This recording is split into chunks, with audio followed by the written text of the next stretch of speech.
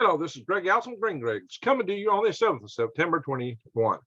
Time on deck is 5,200 hours Central Daylight Time. We live in a nation today that is deeply divided, and it doesn't appear to be getting any better. It appears to be getting more and more divided. In fact, the division is very stark and diametrically opposed. Are we really two nations? Will we split apart? Will it lead to civil war? Can it be done peacefully? What can come out of this? What are the ramifications? How could it play out? We're going to go all into this. We live in a time right now that we're being tried both outside and inside of our nation. We're being tried within ourselves. We're being tried in so many ways that it is not funny. We very much live in tumultuous times. I'll bring you this as part of my Eyes Wide Open and Head on a Swivel series so that you'll know that you need to get prepared. So you'll start really realizing the urgency of it. Oh yeah, I got some more videos. I'm behind on my videos. I got some more to do real soon on what China just might be up to. And it looks like they may be prepping their civilian population mentally. In fact, they are for war with America. What does that mean? We've got what's going on in Afghanistan. We've got and how that can affect us here. And suddenly the increased likelihood of a war between India and Pakistan is just suddenly shooting through the roof, thanks to a certain power taking over in Afghanistan. We'll go all into that. It's not pretty, guys. It's not pretty at all. You really know to get ready. You got to prep. Please subscribe to my channel, bang the upload notification bell, and click off so you can get more of my videos on these topics, so that you'll know what you got to know to see what's coming. Keep your eyes wide open and head on a swivel. Now, that said, just for a second to digress, we do need to prep. The times are very much trying. I do have a special. You've heard me talk about this stuff a lot, but you've also heard me talk about food inflation. Well, things are going up. The special isn't, quite what it used to be, but still a really excellent special. You can get $50 off of a 1 month supply of this food. It lasts 25 years. You get 2,000 calories a day. Although a lot of them are skipping and downsizing servings, you still get 2,000 calories a day if you go to prepwithgreg.com. $50 off a 2 month supply, $200 off a 3 month supply. Wait, what was three? It's probably going to be less, or prices will go up, one of the two, because I've been warning you guys, the price of food is going up. The price of everything is going up. Inflation is on the verge of kicking in. How start will it get? And supplies are becoming less and less available. Just look on the grocery store shelves. I got a video I'll be doing about that too in the near future, from grocery store shelves and other stores up.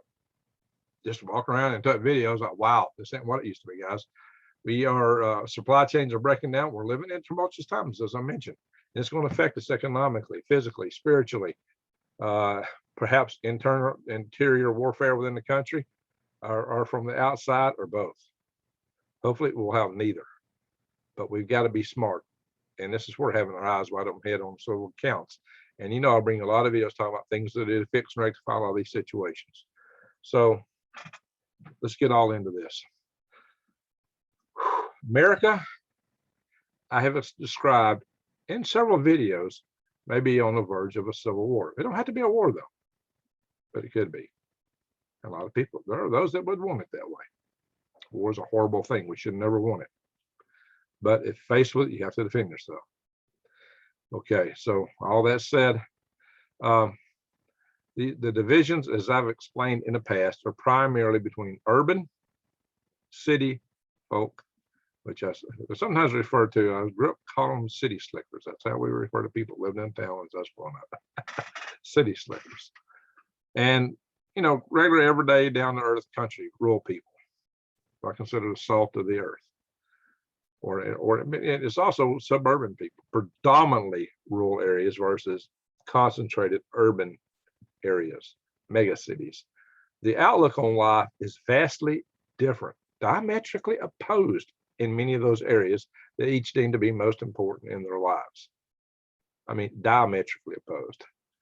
So we're really a house divided against itself already, or maybe we're already two houses. And I've talked about this. I've talked about these divisions, and I've talked about why. And I've talked about this. in the rural areas of America, people have to go out and take care of themselves. You just don't have all this help immediately available to you. You have to be more rugged, more individualistic when you're out in that farm out there by yourself working, or out in the woods, or wherever you're out working in rural America. You just have an attitude of rugged individualism, and it spreads even through the local adjacent, smaller cities and things like that. It's just an attitude that people acquire. You have that self-resilience, rugged individualism. In cities where people get packed in more and more and more tighter, everything is dependent upon distributed systems. It's dependent on city water, city power, transportation. But the city folks need the country folks more than the country folks need the city folks. Oh, Greg, that can't be true. Oh, what do you really produce in the cities? Do you grow your own food? Everything has to be sent into the cities, and therein lies their weakness. That's why they need us more than we need them. And if there is a civil war between these two sides, the rural people will win. That's why you don't want a civil war, city slickers.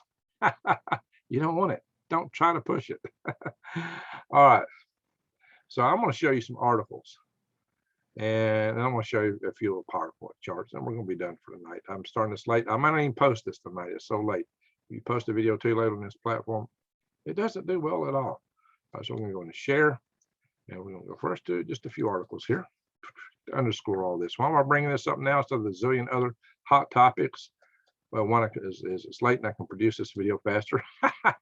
But two, there's a lot of recent articles and discussions out on this, and this is very germane for where we're going. Poll shows most Republicans in the U.S. South would back secession. Now remember, in the U.S. South, most of the people are Republicans. So this is a huge, huge part of the demographic. As to imagine living in a new union with states that joined the Confederacy, 2/3 of Southern Republicans raised their hands. Well, I think that's a figurative expression there. So 2/3. We're not going to go all into this article, but just keep that in mind. But it's not just the South. The West Coast feels, largely the same way. Maybe not in that quantity, but check this out. 47% of West Coast Dems and 66% of Southern Republicans want to secede from the U.S. So everybody wants to secede. So that sounds like balkanization. And it could be a good thing, because then people could be among their own, and live the life they choose to live the way they want to live without others imposing on. That could be a good thing. But we still need to, have some kind of common alliance to defend ourselves from outside. But again, I think the rural Americans are very patriotic. I think they would find a way to defend themselves if necessary. At least I don't think no one's going to be invading the nation that would come out of the middle of this nation. So again, this hits on the same kind of thing here. Yeah, there's nothing too new in that. So in the northeastern states, 39% of Democrats are in favor of leaving the U.S. to form their own country. So it's not just the West Coast and the South. Oh, it's more than that. It's like almost the whole country has a lot of people that are thinking about leaving the country. Yeah, and you can see the support for this is growing. My cursor's not behaving. Here it is by region. Pacific, 47%. That's all the opinions. That's the majority. So let's see here. That's Democrats. Support for seceding to form a new regional union. So 27% of the Republicans are for it. So the question is, do you support secession? And Republicans mainly in the mountain states, independents mainly in the heartland, what's called the heartland, the old Northwest Territory. Northeast, look at that. The Democrats want to leave. Here in the West, the Democrats want to leave. In the South, Republicans. So there you go. Isn't that an interesting breakdown? Now here's an article that is written from the perspective of the left, the city slickers. So I will have to take some counterpoint. I might read from this more than I ordinarily would, but I will do it for the space of discussion because I'm going to take counterpoint with some of the things this individual says. What the politicization of the American politics and rise of right-wing populism, and blame it all on just one side, are a function of rural parts of the country becoming more like the historical South. Well, what it is, it's not so much that, it's that also recognizing rugged individualism. This guy doesn't really parse this correctly. Again, it is individualism and freedom versus, people that are more willing to take handouts and be in distributed systems and socialize, if you will. So that's really what it boils down to. Those that love freedom and independence. And so let's see. I want to pick on a couple things here. So he is given this to that is the surprising suggestion of Will Wilkerson in a fruitfully provocative Substack post. Wilkerson is something of an important empirical work on the role of population density in driving political polarization and populist backlash. In his argument, this is on the editorialize in a minute. In some, polarization and population are caused by urbanization and economic and social and political consequences. Well, wait a minute. He just threw it all together. It's in some, polarization and populism are caused by urbanization. Yeah, that part I get. And it's economic, social, and political consequences. Okay. With cities growing demographically, economically, and becoming more progressive over time, while depopulating rural areas succumb to economic decline and zero-sum reactionary politics. Bull, compost. Bull manure. You got to be kidding me. You're wrong. This is about people who treasure their rights, people who treasure the right to speak, to think for themselves, who aren't into this collectivist mindset. This is people who have that rugged individualism. This is people who like to be able to protect themselves in addition to just hunting, and not just from some rogue neighbor, but from bigger entities that might come stick a jackboot down their throat. That is what that's all about. They just want to be left alone to live in freedom on their own. Some people just got to come in and poke their nose in and meddle in their ways, and they're not happy with that. So this is a complete mischaracterization of the people in the middle of the country. But what do you expect from a city slicker? They can't even understand how people in the country think. They can't fathom it. They try to make it up, explain it away, but they're always wrong. It's these guys. Now, if you've lived in the country and then you try to explain it, and maybe you have some background. So this goes on and on, in the past post, Wilkerson merely extends his research in a few steps by observing both increasing cultural harmonization across different rural areas, each of which used to be more distinctive, in the growing prevalence of Confederate flags far outside the historic South. Well, I said one time, somebody asked me in one of my farmers market, in one of the videos where I was going to Dog Days Flea Market, because there's always Confederate flags everywhere there for sale. A lot more than any other flag, actually.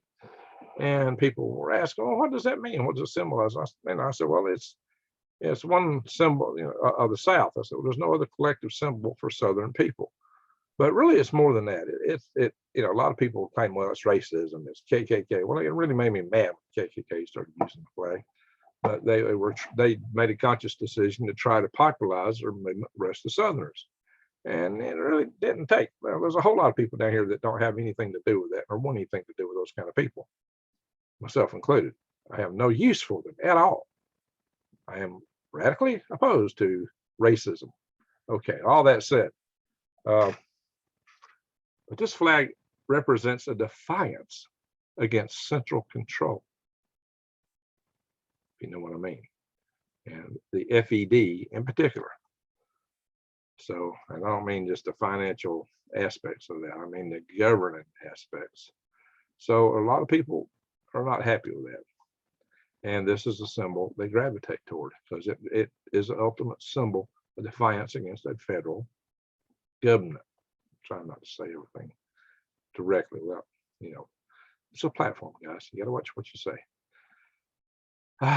So, yeah, not just growing ideological unification across the rural areas of the country, but a drift in that ideology and the direction of the Confederacy. Oops, my article jumped.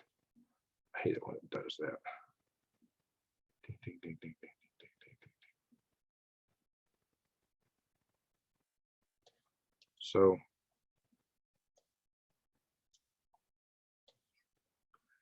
the point isn't that the American countryside and creation wants to avenge the honor of Southern slaveholders for the loss of the war that ended over a century and a half ago. Excuse me.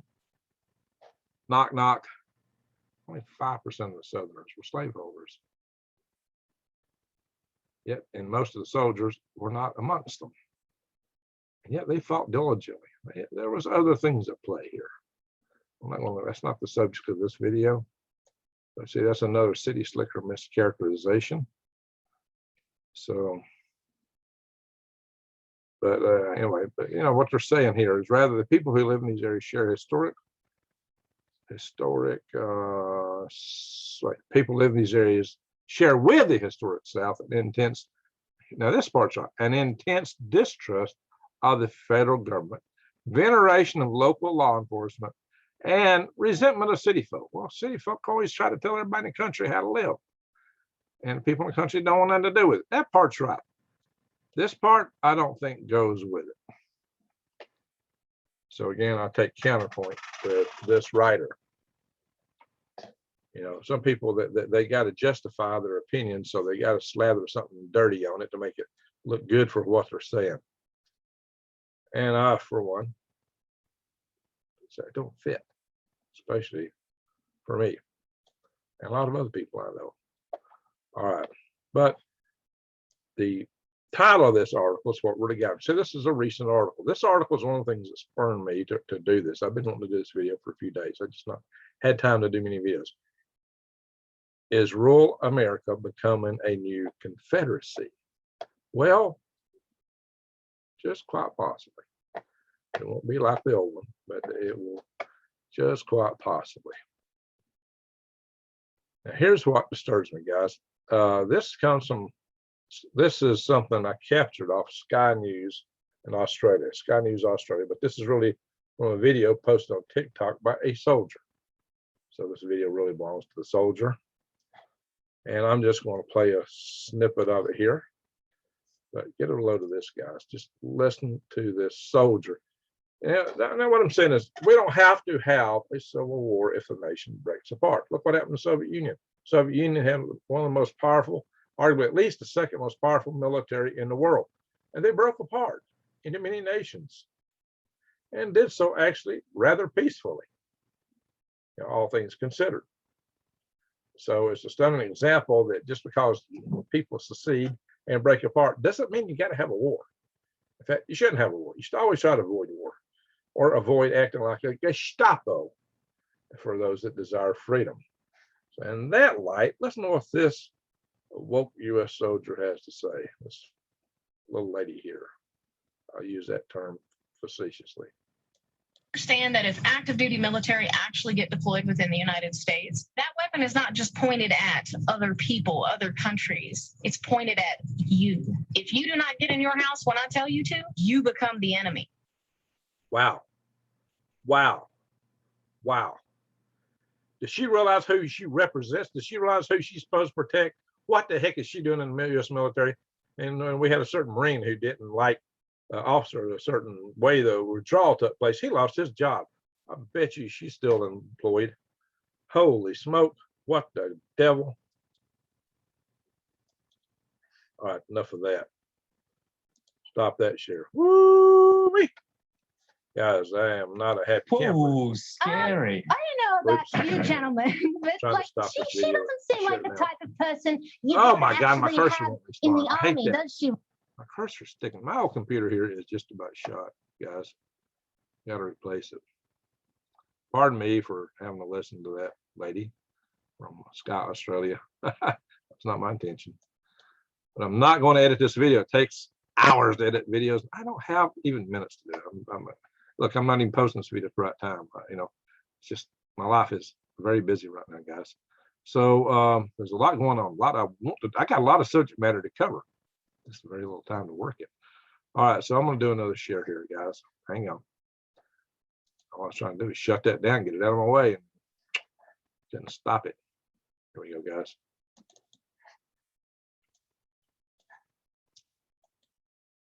Well, in reality, as I said, what we're looking at is a division between the predominantly urban and the predominantly rural areas in the country. Well, with the exception of a few cities like big cities like Chicago and maybe Memphis, you know, possibly Charlotte and Atlanta, most of the country in the middle is rural and thinks rural. Maybe Austin and Texas might be an exception, but those are just little spots of exceptions. A lot of them are on the coastline, should we split the country? You know, this could go to Canada. New Mexico, well, it might go to old Mexico or some parts thereof. But it shouldn't necessarily be a state thing, because in a lot of states, like in Illinois, you got a lot of conservative farmers whose lives are dictated by Chicago. Same way with New York. State New York finds their lives dictated by this part of the state, primarily right here. And in California. So, but there's like one contiguous city from Washington, D.C. to Boston. And the West Coast, we know, is, well, the left coast. Except, really and truly, these would, well, I'm going to get into that in a minute. So, what I'm saying is our nation could divide, kind of like India, after the partition in India, which created Pakistan. And when that happened, there was East Pakistan and West Pakistan. And the Muslims went to Pakistan, the Hindus left Pakistan and went to India. For the most part, that's not entirely true. You'll find still some people of each religion in the other area. Predominantly, there's still a lot of Muslims in India. But really and truly, a vast majority migrated accordingly. So those areas became more intense in that persuasion. Pakistan versus India, which today are at great risk of war for other reasons. Now, it just kind of strikes me interesting. They had India in the middle, West Pakistan and East Pakistan. They got looking, you know, that looks a whole lot like the United States of America, where we're at. You know, the guys in the East Coast and West Coast, left coast, they would like nothing better than just to put us all on reservations. You know, like that little woman we just heard. You just stay in your house. They would like to put us all in reservations. So you know what? We're all Indians now, like American Indians. We're all in. So India in the middle, Indian territory, really. And the people on the left coast and east coast are woke. So I have come up with this neat little terminology. From henceforward, the left coast should be known as West Wokeistan, and the east coast city area, the urban megapolis from Northern Virginia to Boston, should be East Wokeistan. So yes, now we have East Wokeistan and West Wokeistan. Of course, like it happened with Pakistan, East Wokeistan or West Wokeistan might change their name, but it's something like Bangladesh. But East Wokeistan and West Wokeistan, I think we can all remember that, right? But really and truly, now that you think about it, given the predominantly rural and urban aspects of it, there's still a lot of rural territory right here. A lot of rural territory, a lot of conservative people in here. So I think what you'll see is city states instead of contiguous territory there. Whoops, I didn't mean to jump ahead. City states like maybe Los Angeles, San Francisco, Portland, and Seattle. And maybe a smattering more. It may not be one contiguous strip up and down the West Coast. I didn't even draw San Diego in. Just since San Diego's got so much naval assets, so I don't know how they would fall down. They might be very conservative. I don't know. I've been to LA many times. I've driven all the way down through here, but I haven't been to San Diego, so I can't vouch for it personally. So there you go. Indians in the middle. Well, that like India at the partition. Indians in the middle, West Wokeistan and East Wokeistan. And yeah, see this little, what does this tell you? That's part of the independent mindset in flyover country. and the Indian territories, as we shall now call them. Yeah, it don't have to be like this, guys, or the modern day equivalent of it. So here's something to look at, guys. This is some of the statistics following the last election. 500 counties, just 500 counties in the United States voted for Joe Biden. 2,400 voted for Donald Trump. But the counties that voted for Joe Biden generated 70% of America's GDP in 2018, whereas the ones that voted for Donald Trump contributed only 29%. You say, oh, Greg, that's that. There it is. Well, that's how GDP is measured. But also remember, these counties are your most populous counties because they're predominantly urban city. So that skews the curve quite a bit. Also, you got to remember that a lot of their work is financial speculation. It's like Wall Street, banking. So yeah, there's going to be a lot more money tied up in that than what's coming trickling down here. So that gives you an idea of the political clout, the monetary clout that these areas have, but they are quite vulnerable.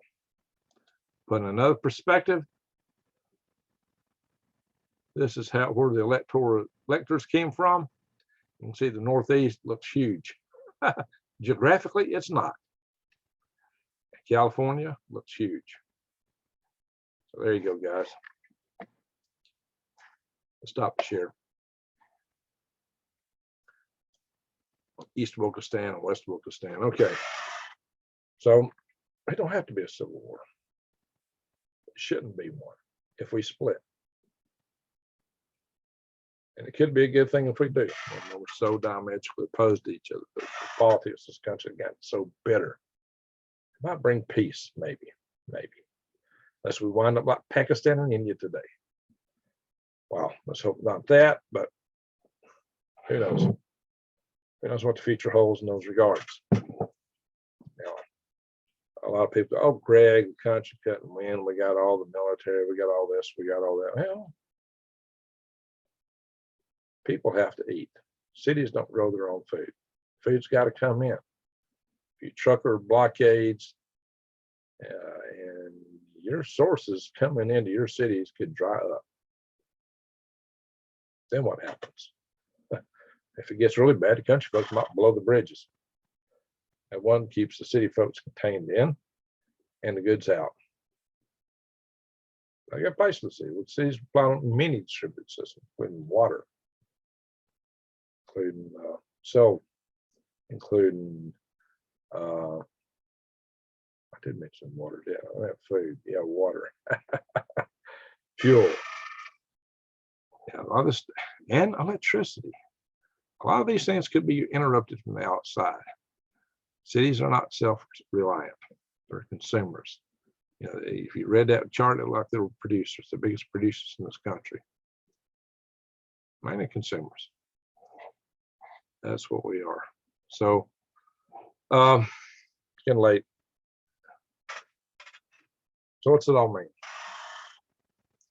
Our country could devolve into Splitsville. It very well could happen. A lot of people are in favor of it. As time goes, there'll be more and more in favor of it. The central government will never like that. They may try to stop it in some fashion. A poor little girl, she didn't remember the Posse Comitatus Act, which keeps our military from operating inside this country, supposedly, theoretically. So, where do we go, guys? If there is that Splitsville, the real people will have the upper hand, because the city folks need them more than they need the city folks. Bits, ones and zeros coming from bank accounts and speculation of stock markets and whatever, or real tangible stuff. More factories in the country these days than there used to be. Maybe in industrial parts, it might be in some gerrymandered city limits, but they're really out in the country if you have a look. All right, guys, a lot of enough said. Civil war is a very ugly thing. The American Civil War cost more American lives than all the rest of our wars put together until maybe this last one. Might have added a few more. I don't know. I don't think so. Just think, the Battle of Gettysburg took almost as many people as the entire Vietnam War. One battle.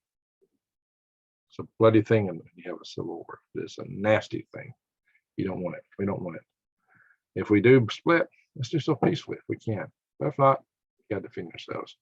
If the city folk want to press it, they are SOL. They shouldn't do it. If that's your impression that you want to pursue the royal states, if they just decide to secede and punish them and wipe them out, you are going to be sorry. Don't go there. Well, let's hope none of this happens. Let's hope there's no more wars. But unfortunately, I'm really concerned about China now. My whole concern level just ratcheted up quite a bit in the last few days. I'll cover that in the video soon. So, guys, the only thing we know is we got the breath in our lungs. Beyond that, it's hard to know what's going to happen next. So be sure to go out and love and your loved ones. Be sure to tell them that you love them every chance you get, because you never know when's the last time. Give them a hug. Tell them you love them. And, you know, I've said in many of my videos, as dark dispels light, excuse me, as light dispels dark, as light dispels dark, love dispels hate. Go out and shine your love light in the world. We'll try to find a way to make this better. Anyway, and with that said, thank you everyone for watching.